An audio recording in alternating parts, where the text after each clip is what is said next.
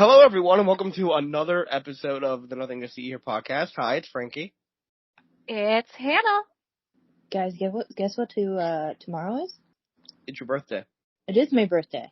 And guess what the day after my birthday is? Tuesday.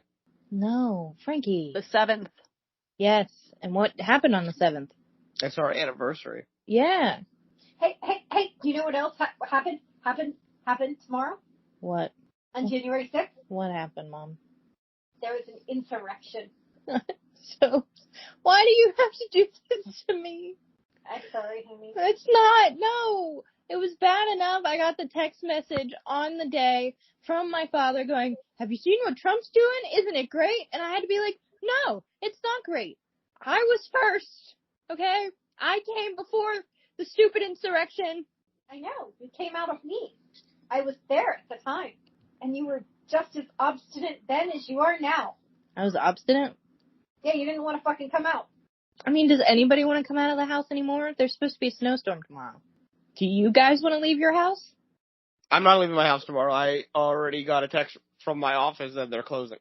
Yeah, well, we're also not, we're all working from home tomorrow, but I was doing that anyway. But point being, does anybody really want to leave their home anymore? A womb I is just work like a nice from little home. I don't ever have to leave. Yeah. I like to leave my home for fun things. You didn't this weekend. I couldn't this weekend. Mhm.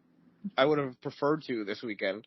I know, we would have had fun. But we're watching Raw tomorrow, which I can't believe I'm saying that. I can't believe I'm saying that on my birthday. I'm going to be watching wrestling the Raw with you. debut Why are you on watching Netflix. wrestling with Frankie tomorrow on your birthday? Because it's fucking CM Punk versus Seth Rollins, correct? It is, and The Rock's gonna return. And The Rock is returning. Will he be wrestling? No, but he will probably be setting up his match with Roman Reigns at Mania. Oh, okay. So he might be wrestling later on this year. We'll see. Just for funsies, or are they beefing? They're cousins, and the whole storyline is like they have the bloodline, which is that whole family. And Roman got beat at last year's WrestleMania for the title by Cody Rhodes. And so the bloodline kind of split from Roman, saying he was weak now. And his younger cousin Solo brought in a bunch of new people and kicked out all the original members of the bloodline and brought in new family members. And now the original bloodline is back to fight the new bloodline because they're too psychotic. So is Roman part of the old bloodline? Writing for wrestlers. Roman's part of the original bloodline. Yeah. And he's fighting the new bloodline. And The Rock's gonna return and be like, I'm on the side of the new bloodline. Really? Yeah, definitely. The Rock is going to be on the side of the new? Yeah, he's probably gonna come back and be like, I came back out of retirement to help you, and you couldn't even hold your end up and win the match at WrestleMania. Wow. I'm disappointed in The Rock. The Rock's a bad guy. He calls himself the final boss. No! He's a bad guy now in wrestling, yeah. Tonight we're going back to another interesting person of history. I don't want to say freaks anymore, because originally the whole idea was to bring you weirdos. And this guy is weird. But I also found, like, as I was doing the research for the guy we're talking about tonight, it's just a story about some kindness, that we don't see anymore. Well, that's because kindness can be misconstrued as other things, and a lot of times people are only kind for their own benefit. That's true, but I don't know. I really, at the end of the story, I kind of found myself rooting for this dude who called himself the Emperor of America. Oh, right. This fucker. So we're talking about Joshua Abraham Norton, America's first and only emperor. He's not like a sovereign citizen, right? This isn't sovereign citizen. No. This isn't sovereign citizen stuff. Joshua Abraham Norton called himself the first emperor and protector of Mexico. And we're going to start with a little bit of a mystery about this guy. Oh, no. When was he born? Nobody knows when he was born. Yeah. So his headstone, which is currently located in Woodlawn Memorial Park in Colma, California, says he was born in 1819. However, in 1939, Alan Stanley Lane wrote and published the book Emperor Norton, the Mad Monarch of America. And he wrote, he was not always an emperor. That day in 1949, when he first came to San Francisco, a young fellow of 30 or so, just plain Joshua Norton, with no fancy title whatsoever. Nor were his parents of royal blood. They were English Jews of the working class. His father being a farmer and trader, John Norton and his wife Sarah were among the 4,000 British colonists who went out from England in 1820 to settle at the Cape of Good Hope. With them, they took their two small sons, Joshua Abraham, born in London in 1818, and Louis, born in 1816. We have this author saying he was born in 1818. His headstone says he was born in 1819. In 1986, we have William Drury writing and publishing Norton I, Emperor of the United States. Mm-hmm. Joshua Norton was born in the London borough of Deptford on a day lost to mortal memory. No trace of a birth date can be found in England's incomplete files, but there is one broad hint in the archives of a land far from England. On May 2nd, 1820, when John and Sarah Norton arrived at the Cape of Good Hope with 3 small children, one a babe in Sarah's arms, John told an immigration clerk that the boy they called Joshua Abraham was 2 years old. So there you have it from a father's lips. He was born in 1818. In South Africa, it's pretty much just accepted amongst the Norton family, some of whom still live there, among genealogists and others who know of the story, that Joshua was born in 1818, not 1819. Listen, I too lie about my age. By a year? Just by a year, though? No, by multiple years, but still. I don't. I'm 28 tomorrow. Yeah, I'll be 28 in May. Normally, this is when you guys call me old. Are you being nice today? Is it because you ditched me? It's your birthday. It's your birthday weekend. We can't be mean to you on your, around your birthday. Day after. That didn't stop you before. I'm feeling generous today because of this story. Uh-huh. Joshua's family did emigrate to South Africa in early 1820 as part of a colonization scheme in which, over a period of about 18 months, 25 ships sailed from England to South Africa. The vast majority of them landed in 1820, and those who remained were known as the 1820 settlers. The standard reference for information about the ships and settlers that define this period is the Settler Handbook, written and published by M.D. Nash in 1986, the same year that William Drury wrote and published his biography of Norton. Nash draws heavily on the same Cape archives, the public archives from the Cape of Good Hope, that Drury would rely on to make his argument that Joshua was 2 years old in 1820. Nash confirms that Joshua's family, Joshua, his father and mother, John and Sarah, and his older 3-year-old brother Louis, sailed as part of Thomas Wilson's party on the ship La Belle Alliance. Initially boarding at Joshua's hometown of Deptford on the River Thames in late December 1819, the ship was delayed for more than a month due to ice on the river. When the ice finally cleared, the ship made its way upriver to the port of departure at the Downs, where it departed on February 12, 1820. The ship arrived in Table Bay near Cape Town on May 2nd of 1820. In writing that on May 2nd, 1820, when John and Sarah Norton arrived at the Cape of Good Hope, John told an immigration clerk that the boy they called Joshua Abraham was 2 years old, was one of a number of passenger lists documenting both ends of the journey that would have been produced for the voyage of the Belle Alliance.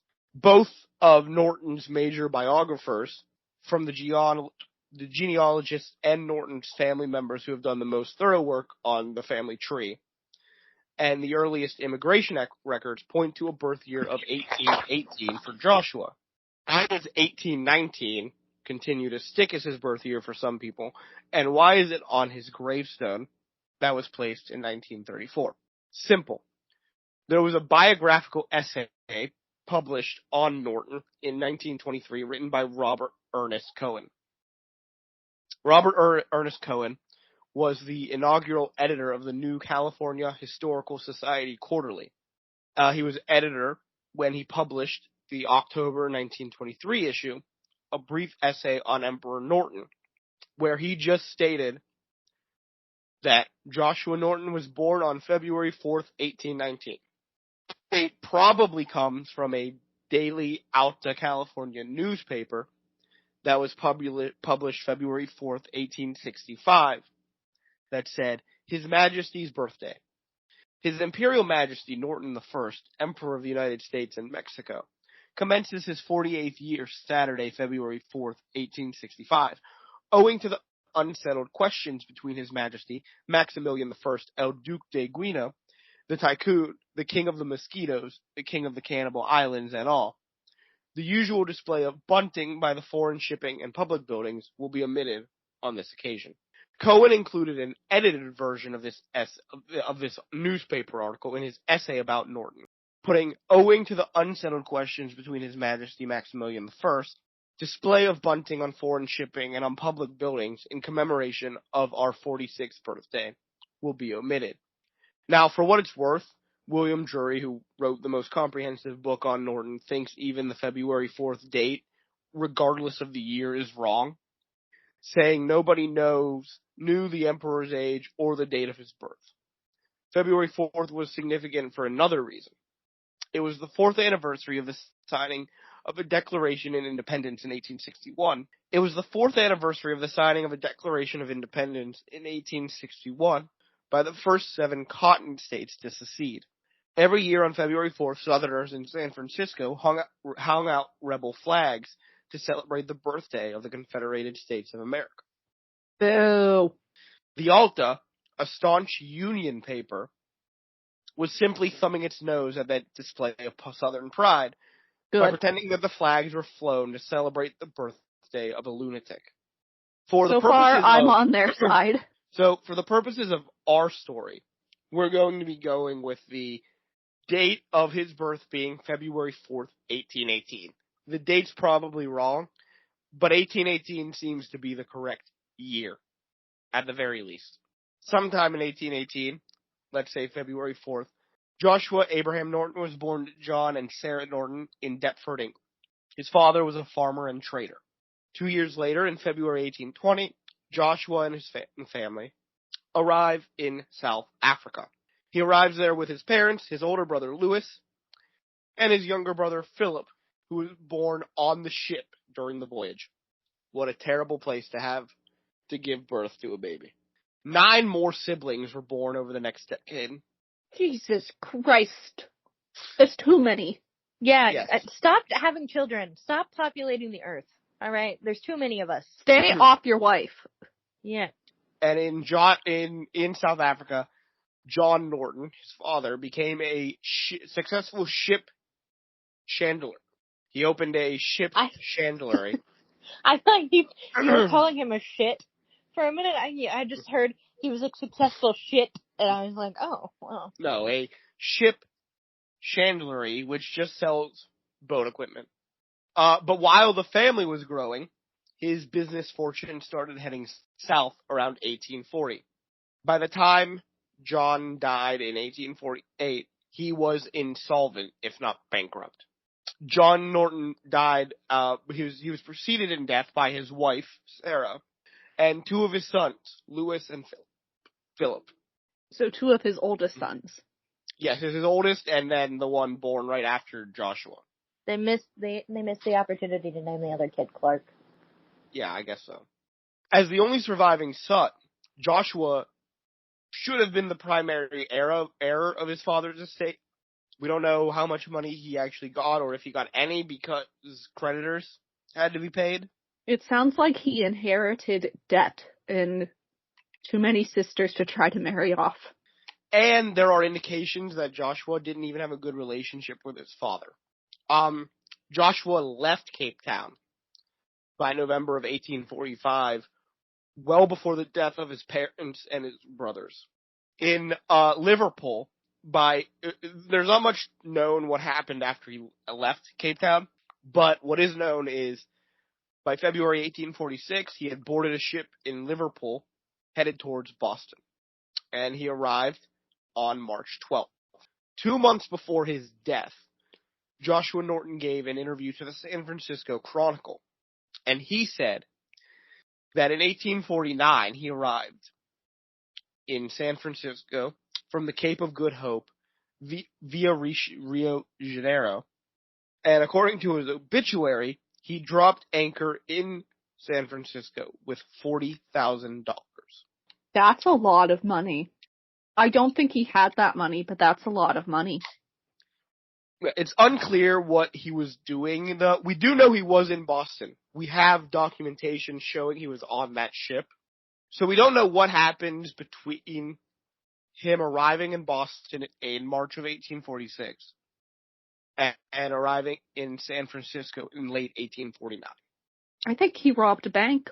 According to one theory, advanced by Theodore Kirchhoff and refined later by Alan Stanley Lane in his biography of Emperor Norton, Joshua was one of 7 passengers aboard a Hamburg steamer that launched from Rio and docked in San Francisco Bay. There are arrival logs that show there was a German steamer that left Rio to go to San Francisco. But nothing shows that Joshua or Norton was actually on that ship. And various papers say that he was in San Francisco anywhere from 1848 to 1851. The only confirmation that we have is that he was in San Francisco by at least June of 1850 because his business advertisements began appearing in the local papers. In San Francisco, Joshua quickly established Joshua Norton and Company, a real estate and importing company. And it is claimed, although there is no supporting evidence, he parlayed that starting balance of a supposedly $40,000 into $250,000 within a year. Or within 3 years, sorry.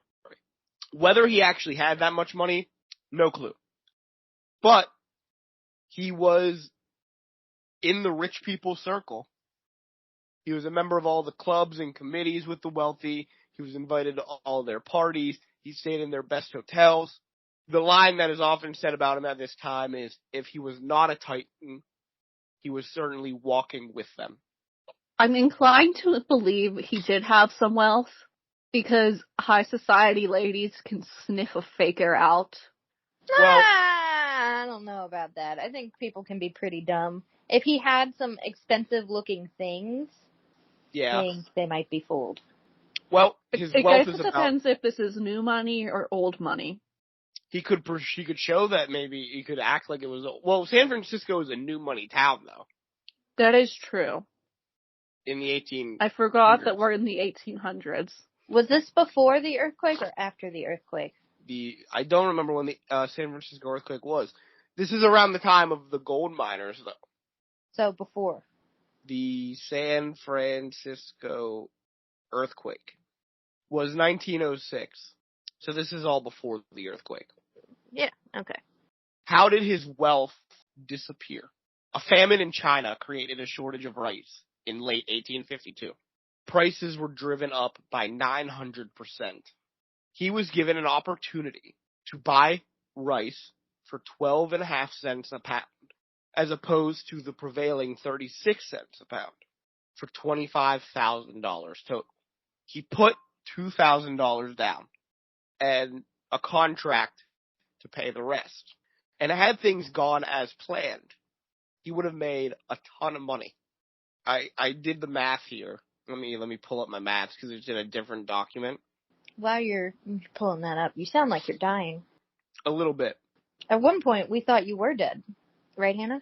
So he spent $25,000 to buy the rice. If he had been able to sell it at 36 cents a pound, he would have made $172,000. Impressive. Problem is, his ship sank. Nope. The next day, literally the next day, and then for every day after that for the next 2 weeks, a bunch of rice came into San Francisco. All of better quality than what Joshua had just bought. Instead of rice costing 36 cents a pound, it plummeted to 3 cents a pound. Why did so much rice come in? It just shipped in. There was a famine in China, so people thought that it would create a shortage. Yeah. It didn't. Oh. Way to go, China. way to keep the rice production up. I say that as somebody who consumes rice on the daily. Joshua sought to void the contract, saying that he had been misled. I would agree with that. it was tied up in litigation for nearly 2 years. In October of 1854, the California Supreme Court ruled against Joshua, and he was ruined financially. He did try to run for the tax collector position of San Francisco in May of 1855, but he did not win. Now, there's very little known about what happened to Joshua between 1856 and 1859. In August of 1856, he filed a petition for insolvency, saying that he had assets at $15,000 and debt of $55,000. So he was $40,000 in the hole. His local newspapers continued to feature some of his business ads until at least mid-1857. And in September of 1857, he served on a jury. He also ran for U.S. Congress in August of 1858. This man couldn't even get elected as tax collector, and he said, screw it, I'm going to Congress. He wasn't even on the ballot. He didn't even get enough, support to get onto the ballot. I'm not surprised. During this time, he's living in a Kearny Street boarding house, whose accommodations were decidedly below the style to which he had become accustomed when he arrived. He makes one last appearance on July 5th, 1859, with he publishes something in the Daily Evening Bulletin in San Francisco. The headline is Manifesto from Joshua Norton. Citizens of the Union. The Union is threatened with dissolution. Dissensions exist between the North and the South. Measures affecting the general welfare cannot be got through Congress. Confidence ceases to exist with foreigners in the integrity and stability of the institutions of the country. Will you inaugurate a new state of things? That's it. That's all he had to say about it. Am I supposed to be impressed? Now, he disappears again. We don't know what he did from July 5th when this was published. Just like Agatha Christie. Until we come to the reason why he is featured on this podcast. September 17th, 1859, the Daily Evening Bulletin publishes this. The world is full of queer people. This forenoon, a well-dressed... Wait a minute. We're not just going to bypass that. The world is filled with queer people. You know what they mean at this point, though. Time. They mean weird people. They mean both forms of the word. The world is full of queer people. This forenoon, a well-dressed and serious-looking man entered our office and quietly left the following document, which he respectfully requested we would examine and insert in the bulletin. Promising him to look at it, he politely retired without saying anything further. Here is the paper. At the peremptory request of a large majority of the citizens of these United States, I, Joshua Norton, formerly of Algoa Bay, Cape of Good Hope, and now for the last 9 years and 10 months past of San Francisco, California, declare and proclaim myself Emperor of these United States. And in virtue of the authority thereby in me vested, do hereby order and direct the representatives of the different states of the Union to assemble in Musical Hall of this city on the first day of February next, then and there to make such alterations in the existing laws of the Union as may ameliorate the evils under which the country is laboring, and thereby cause confidence to exist, both at home and abroad, in our stability and integrity. Signed, Norton I, Emperor of the United States. I have so many thoughts right now. I don't.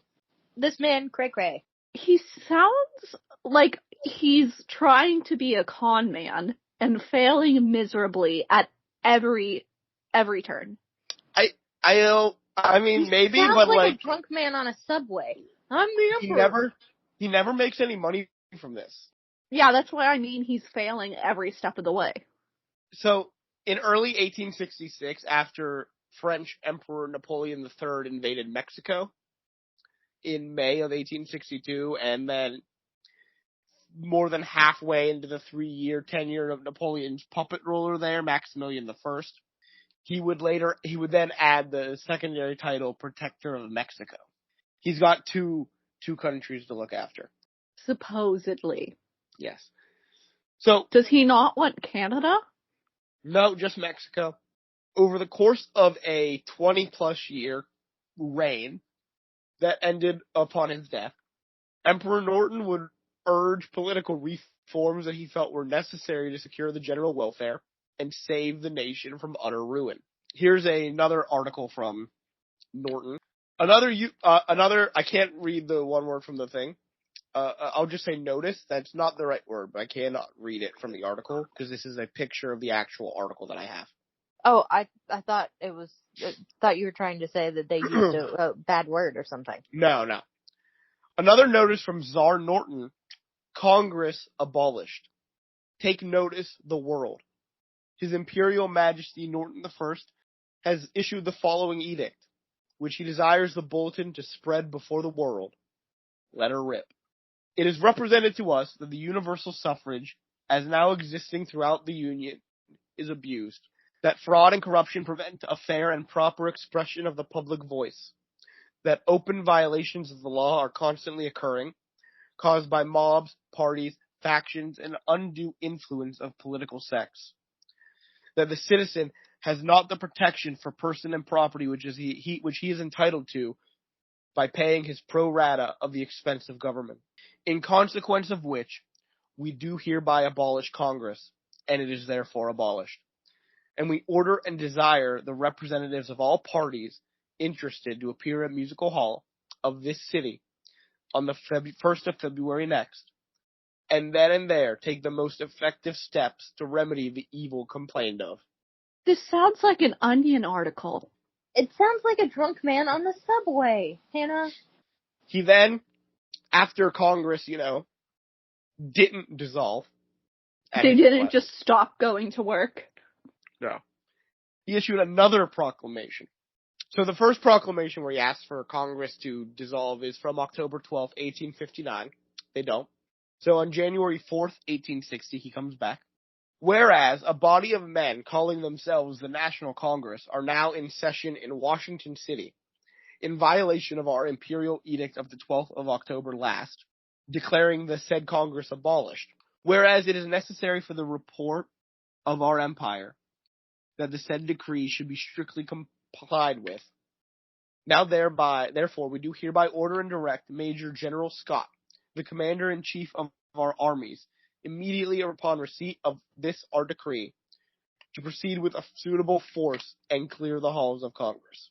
Now, this general wasn't working for him. This was a general in the U.S. military. Major General Scott? Yeah. Let me look it up. Let me look up who Major General Scott is. I assume he's just a decorated general who worked for the U.S. government. Major General Scott was Major General Winfield Scott, the commanding general of the United States during a hero of the Mexican War. So he did not work for the emperor. He was commanding general during the Civil War. By the way, just as a backdrop, this is all as the Civil War is about to start. There's a parallel universe where he actually took over America. God, I hope not. He also called for the dissolution of the two-party system. I mean, he might not be wrong there. And for the Republic of the United States to be dissolved in favor of a temporary monarchy. This is July 26, 1860. Whereas it is necessary to our peace, prosperity, and happiness, as also to the national advancement of the people of the United States proper, that they should dissolve the republican form of government and establish in its stead an absolute monarchy. Now, therefore, we, Norton I, by the grace of God and the national will, Emperor of the 33 states and the multitude of territories of the United States, do hereby dissolve the Republic of the United States of North America, and it is accordingly hereby dissolved. All laws made from and after this date, either by the National Congress or any state legislature, shall be nulled and have no effect.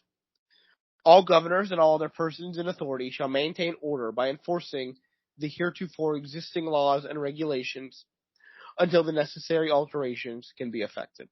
This isn't how this shit works. This guy's hurting my head.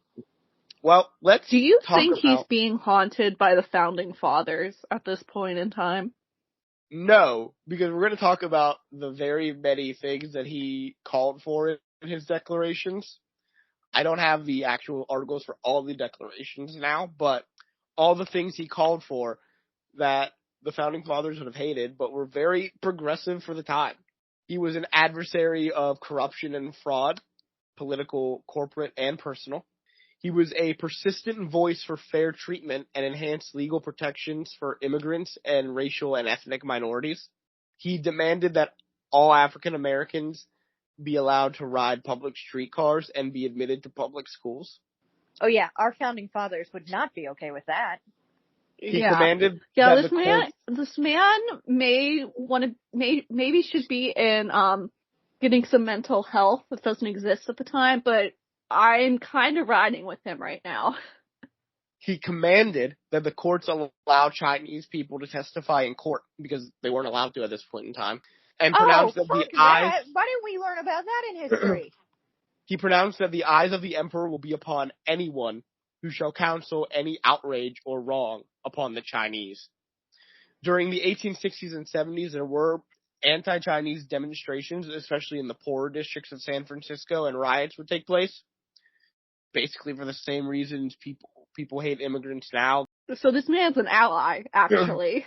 Yeah, in the late 1870s, there were riots at a rally on Sunday afternoons at the sandlots across from City Hall.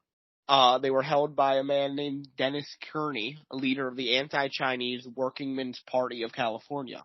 At one of these rallies, held on April 28, 1878, Norton appeared just before the start of proceedings, stood on a small box, and directly challenged Kearney, telling him and the assembled crowd to go home.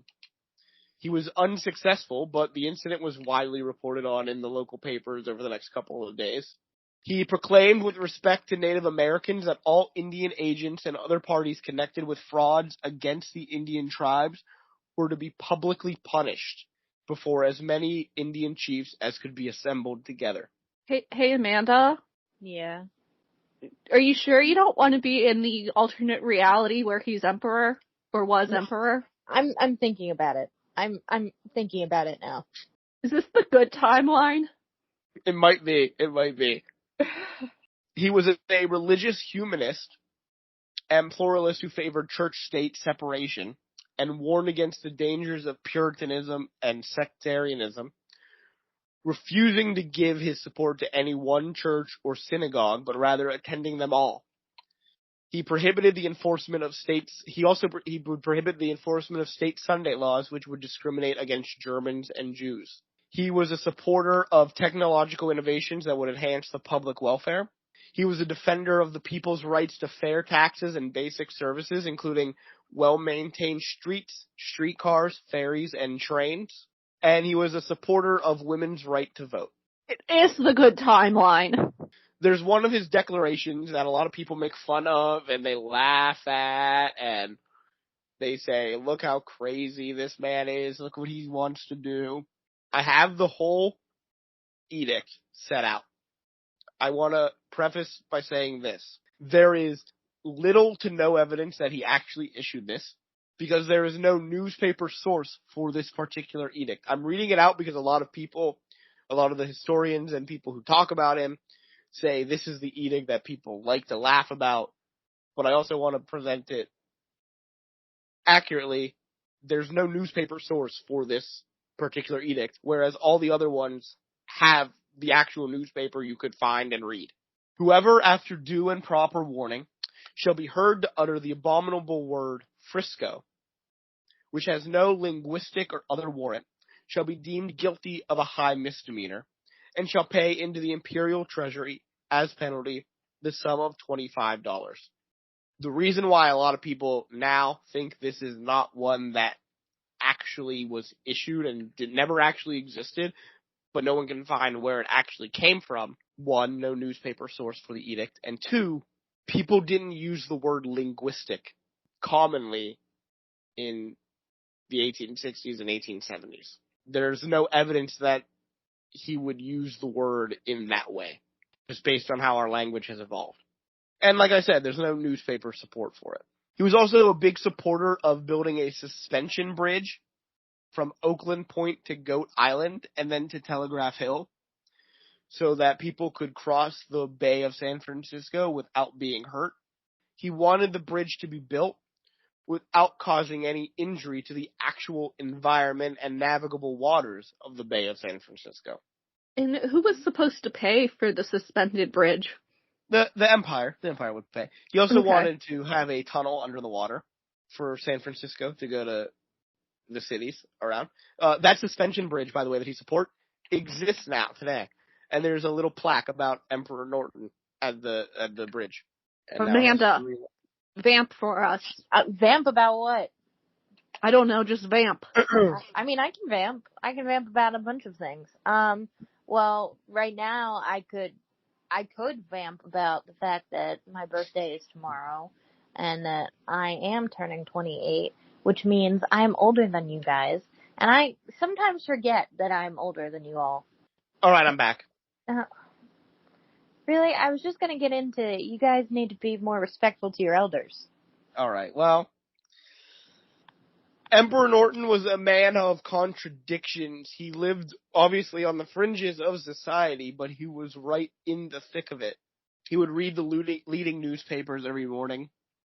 He would go to a library almost every afternoon to continue his reading and write his proclamations and play chess with the people there.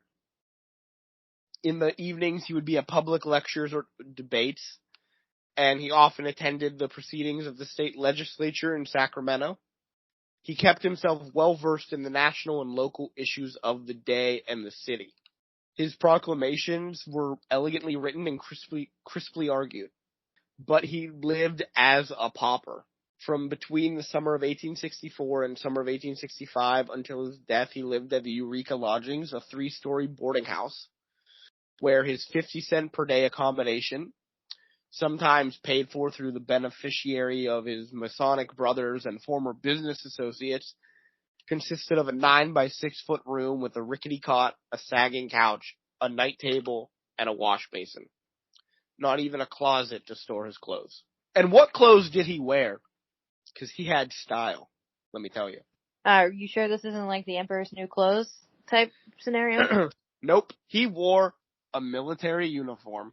Like a Civil War uniform? Civil War military uniform given to him by the U.S. Army base at the Presidio. He carried They a just great gave him one? They liked him. I'll explain why later, but the people in San Francisco loved him. I'm not surprised by that, actually. He carried a great gnarled walking stick, and for formal occasions, he would add oversized gold epaulets, a sword, and a beaver hat with an ostrich plume. In his lapel, he would always wear a carnation, usually gifted to him by a florist from a day-old flower that was too withered to sell. So how did he live?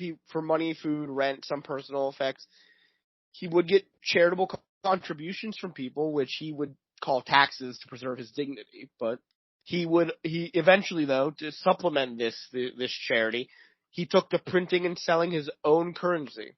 These were promissory notes payable at 7% interest in 1880 in denominations of 50 cents up to $10, and they were honored in San Francisco.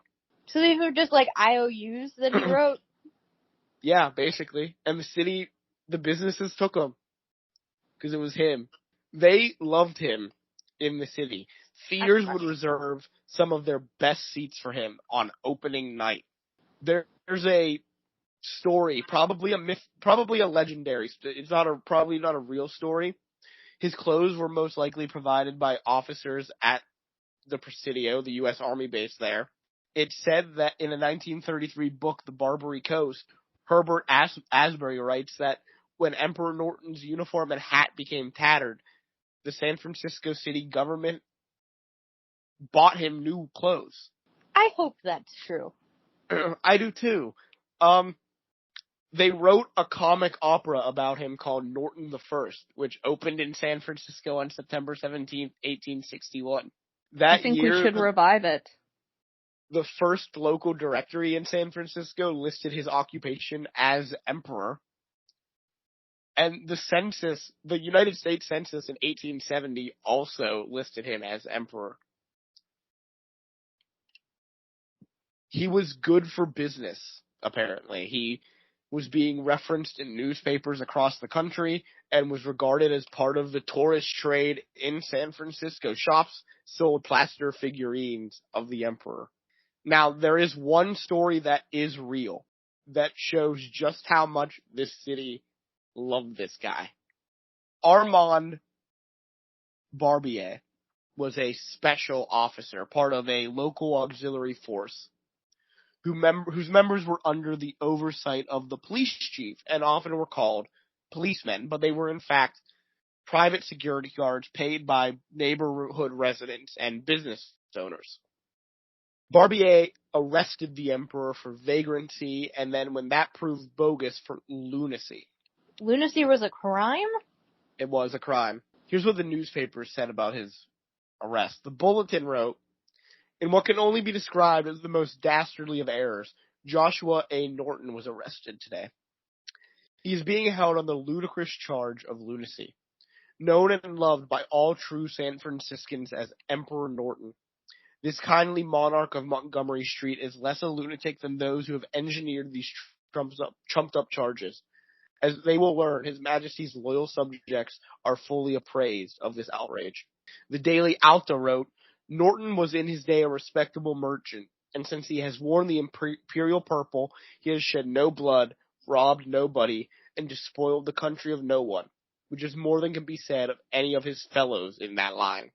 The police chief, Patrick Crowley, released the emperor and apologized, and the emperor, for his part, issued an imperial pardon for Barbier. And after that, the police officers would salute Emperor Norton when he passed them on the street. There are a lot of weird stories as well from this time of him sending letters to Queen Victoria proposing marriage, none of which were ever responded to. He would send letters to a lot of world leaders at the time. He sent a number of letters to Kamehameha V, the King of Hawaii, regarding having an estate in the Kingdom of Hawaii. And near the end of his reign, Kamehameha V refused to recognize the democratic U.S. government. He only recognized Norton as the sole leader of the United States. That is kind of cool. He knew that Norton would not try to steal Hawaii. Exactly.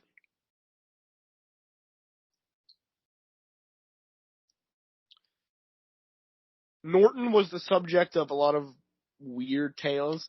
One of the stories suggests that he was the son of Emperor Napoleon III, and that his story about coming from South Africa was a ruse to prevent his persecution. There were also rumors that he was supremely wealthy and was feigning his poverty because he was miserly. He wasn't miserly, he was poor. Eventually, the local newspapers, notably the Daily Alta, began to print their own fake decrees, saying that they were from the emperor himself. That's and fraud. They would make these fake proclamations to suit their own agendas. So how did Norton get around this? In December of 1870, he named, and this is super important to how likable this guy is to me right now, he named the black-owned and operated Pacific Appeal as his official paper. That's my man. And only I would like publish, this guy. He would only publish his proclamations from then on between September 18 and May of 1875 in the Pacific Appeal.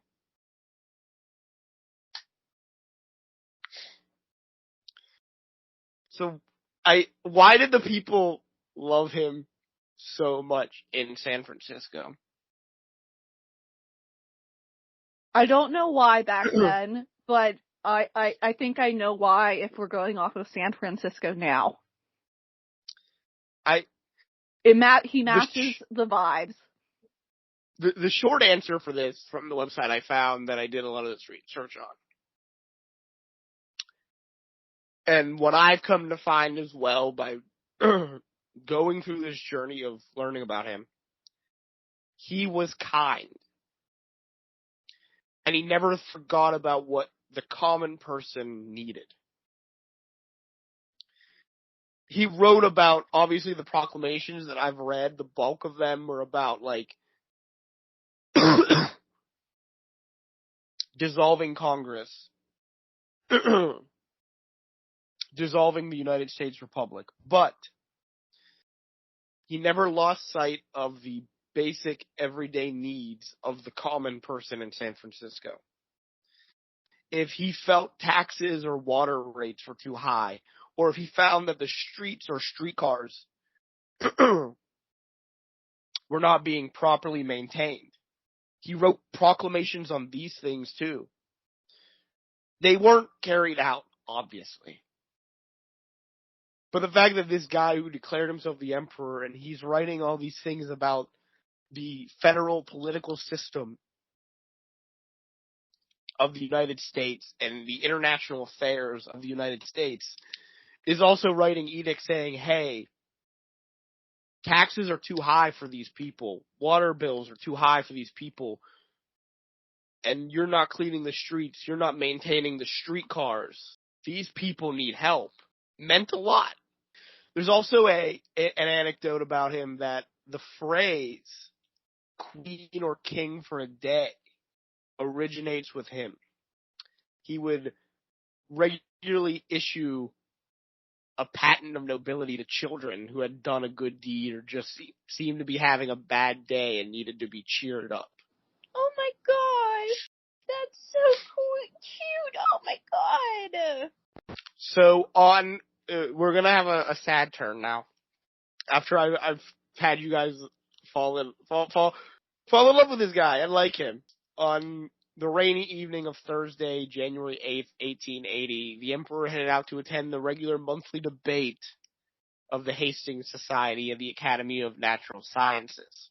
As he finished climbing the last block and reached the southeast corner of California and DuPont, just across the street from the Academy, the emperor collapsed and died.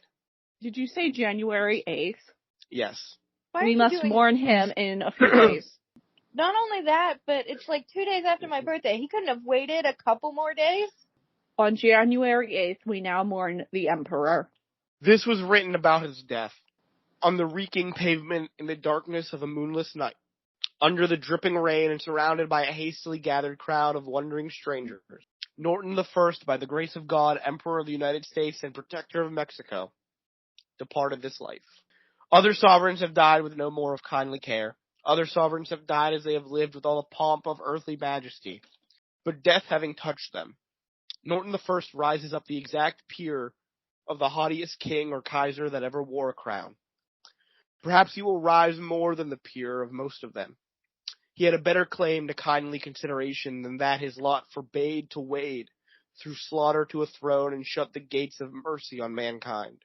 Through his harmless proclamations can always be traced an innate gentleness of heart, a desire to effect uses and a courtesy, the possession of which would materially improve the powerful living princes whose names will naturally suggest themselves. That was written by Mark Twain in his paper, The Morning Call. Mark Twain lived in San Francisco during the reign of the emperor, wrote an obituary for him. He also based his character, the King, in Huckleberry Finn upon Emperor Norton. I assume that's also a book you haven't read, Frankie. I have read Huckleberry Finn. You've read Huckleberry Finn, but Was it not for Tom school? Sawyer. It was for school, yeah. I had to read both. Hannah, did you have to read both? I only had to read Tom Sawyer. Yeah, I only had to read Huckleberry Finn for school. Norton died in complete poverty. $5 or $6 were found on his person, all in small change. His room had a single gold sovereign worth around $2.50, so he died with about $8.50 to his name. He had a collection of walking sticks, a battered saber, a variety of headgear, a stovepipe, a derby, an army cap, an 1828 French franc, and a handful of imperial bonds that he would sell to the tourists. There were also fake telegrams, including one purporting to be from Tsar Alexander II, congratulating Norton on his forthcoming marriage to Queen Victoria. And also were found his letters that he wrote to Queen Victoria, and 98 shares of stock in a defunct gold mine. And who was writing the telegrams to him? He probably wrote them himself. Yeah, Okay. they were fake. He was living a little bit of a fantasy. I knew that, but, I didn't know if someone was playing a trick on him. Nobody was catfishing him. I had to make sure. Initial funeral arrangements were for a pauper's coffin of simple red wood. However, members of a San Francisco Businessmen's Association, the Pacific Club, established a funeral fund that provided for a handsome rosewood casket and a dignified funeral. On the 11th of January, the Chronicle wrote an article with the headline, "The King is Dead." His funeral took place yesterday afternoon from the undertaking establishment at number 16 O'Farrell Street. All the afternoon the remains lay in the rear room of the morgue. Thousands flocked thither for a last look at the man whose peculiarities of mind, garb, and person had rendered him familiar to all. The man of imaginary majesty narrowly escaped burial in a plain redwood box. Some people have unkindly surmised that his hallucination was simulated, and he had adopted his strange life as a cover for a miserly hoard of unaccountably acquired wealth. When his effects were searched, it was found, as his best friends knew, that he had no means. On his person was found $5 or $6 in small change, which was all his store. He had no personal effects of any value, and but for the kindly remembrance of people of means who knew Norton and had business relations with him many years ago when he was a citizen of substance and standing, he would have had a pauper's funeral at the city's expense. A subscription paper to procure a funeral fund was drawn up and taken to the Pacific Club, where the sponsors soon had all the money they deemed necessary. After the autopsy Friday, the body was prepared for burial. It was clothed in black robe with a white shirt and black tie, and placed in a neat rosewood casket trimmed handsomely but without elaboration. The general interest felt in the deceased was soon manifest. Early in the afternoon of Friday, people who remembered the singular old man kindly, many of them gratefully and affectionately, began to call and ask to be allowed a last glance at the familiar face. Early yesterday morning, the stream of visitors began. By 7 o'clock, quite a number had dropped in, some of them laborers who had got off the car on the way to shops, to take a last look at the remains of one whom none remembered save with kindly feelings. Others were businessmen who stopped on their way downtown for a similar purpose. Soon the number began to increase. There was a steady stream of people passing through the office to the little black room where the remains lay in state, taking a last glance at the features and filing out at the side exit to make room for the constantly increasing throng of visitors. By noon, there were hundreds of people gathered on the sidewalk waiting their turn. Policemen were called in to regulate the entrance. The visitors included all classes from capitalist to the pauper, the clergyman to the pickpocket, well-dressed ladies and those whose garb and bearing hinted of the social outcast. However, the garb of the laboring man predominated. The Chronicle reported in this same article that 10,000 people came to view the emperor's body. That same number appeared in the Alta's account of the funeral, so whether that number is accurate or not, who knows, but I'm going to say it's accurate. That's still a lot of people, even if it's, inaccurate. That's still Yeah. more people than I've ever seen at a funeral ever. yeah, I thought you were at mob funerals. Well, I've said mob funerals. I thought you said you've been to mob funerals. I think my aunt's part of the mob, but I don't know if I've ever been. 2-1. Yeah. I mean, Wait, don't get maybe me wrong, it was my our family dad who has said that. Maybe it was my dad who said that, not you. that I was. No, that he's been to a funeral where it was basically a mob funeral. There were so many people. I mean, there's a lot of people at my family funerals because we have a lot of family and a lot of friends, but not 10,000 people worthy. Maybe the most I've seen was 1,000. So, like I said, Mark Twain in Huckleberry Finn modeled the character of the king on Norton. He also appears as himself in Robert Louis Stevenson's 1892 novel, The Wrecker. In 1934, as part of San Francisco's Great Cemetery Eviction, his remains were moved from his original resting place in the Masonic Cemetery to where they are now, the Woodlawn Cemetery in Colma, a few miles to the south of San Francisco. During the move of his body, they had a reburial ceremony with full civic and military honors and the placement of a new headstone. there's a myth that tens of thousands of people were there for this ceremony, but that's not true. But it was attended by about 200 people, which is pretty big for a guy who died in, what did I say? You said like 1890s? 1880. 1880, okay. So in 1934, 50 years later. The new headstone just simply says Norton the First, Emperor of the United States and Protector of Mexico, Joshua A. Norton. Who played the Incredible Hulk before Mark Ruffalo? Edward Norton? Are they related? I don't think so. Damn it.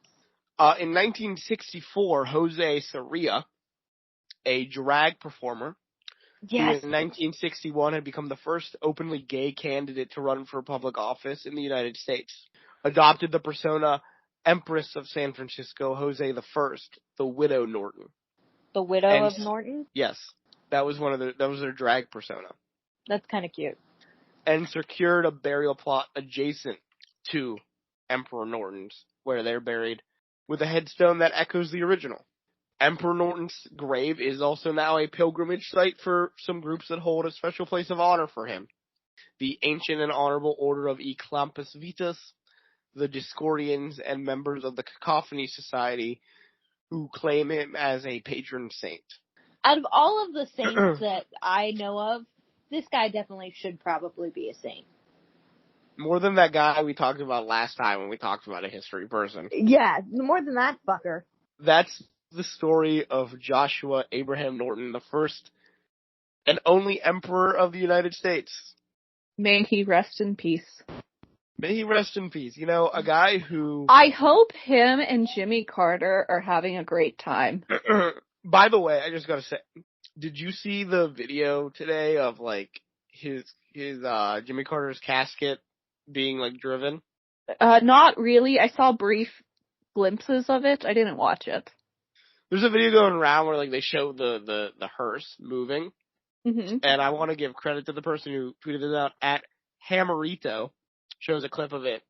And based on the camera angle, he tweets, was Jimmy Carter's last wish to have his casket recreate the O.J. Simpson chase? What the fuck is this camera angle? What? The camera angle for it. You've all seen the O.J. Simpson chase, right?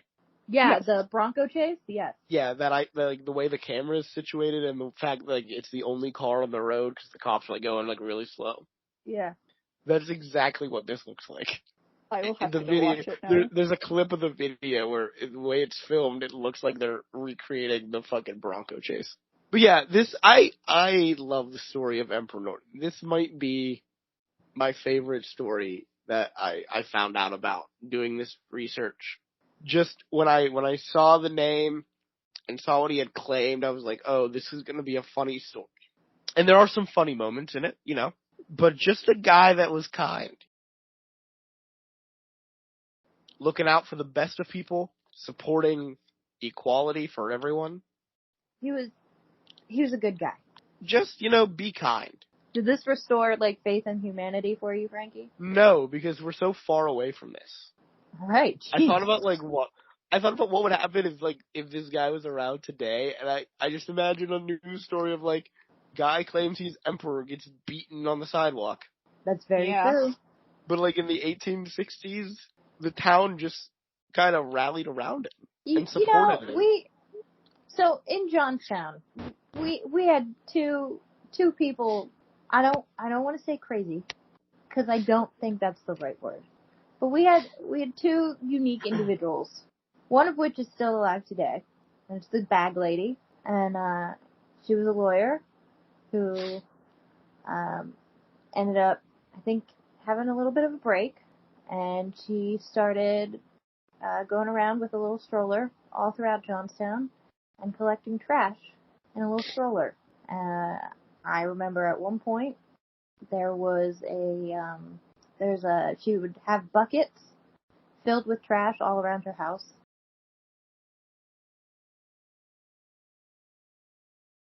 That she also had some buckets on the roof filled with trash. That apparently was a hazard. So to get around that, she nailed those buckets to the roof so that they would become permanent fixtures of her roof so that she could get by. She's a very smart woman. She was a lawyer. But every time we would see the bag lady, we would just, like, smile and wave, and she'd wave back with her little stroller. I believe her house ended up burning down. She was fine, but there's like a little, spray painted mural near her house, representing the bag lady's house. We also had the Unicorn Man.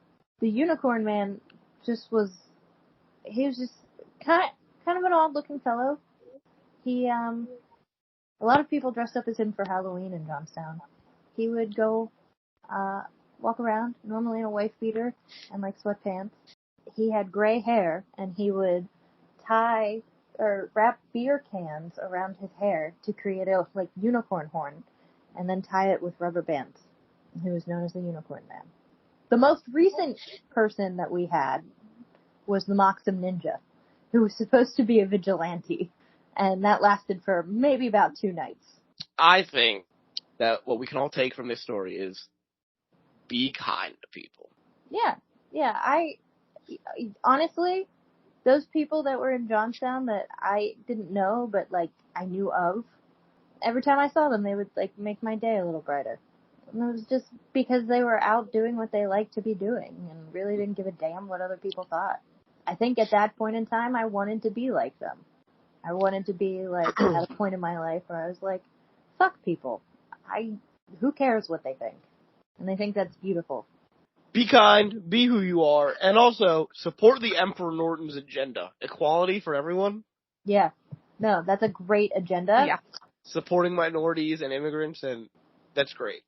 So that's it for this episode. Next week is our next Scooby-Doo episode. We'll be talking about the Scooby-Doo Johnny Bravo crossover episode. I was gonna say, I think that's you, right? Yeah, it's me. I'll take us through that episode. Is now the part where I reveal that I had a crush on Johnny Bravo when I was a kid? I think you've already revealed that. I think I have too, but... Yeah, I think you have. We're going to talk about Johnny Bravo, so we'll do a little deep dive into the history of Johnny Bravo and then talk about the episode. I think that's all for tonight, though, so join us next week for Johnny Bravo. And let's take care of business and wrap this up. As of recording, we are on Spotify and YouTube. If you're listening to us on YouTube, remember to like, comment, and subscribe. Hit that bell for notification when a new episode is uploaded. If you're listening to us on Spotify, remember to leave us a rating and a review, follow the show, and answer the episode question. What do you think of the episode? It's still the same question because no one's fucking answered it. As of recording. Who knows? If someone has answered it, then the question has changed. But if they haven't, it's still the same. What's the question gonna be if somebody answers it? Have you thought this through? I haven't. I should create a list of them. You should. If you would like to send us an email asking us questions to answer, giving us idea suggestions for episodes, or just giving us your thoughts about what we've been talking about, you can do so by sending us an email over at Nothing to see here podcast at gmail.com. As always, here is spelled H-E-A-R. If you would like to see some artwork done by Amanda, some great memes created by Hannah, see some of the images of things that we are talking about during the episode, you can do that over on our Instagram page, which is Nothing to see here pod. Come to the Instagram page and pay your respects to the Emperor. I think that's all. Nope, that's not all the business. One last thing. Remember to recommend the show. We would greatly appreciate it if you did. That's all the business to be taken care of. So, saying goodbye and good night. It's Frankie. It's Hannah. Y'all should just, go be nice to people. Okay? And make your IOUs better. Alright? I like his IOUs. Be nice, be kind. Goodbye. Make your own currency.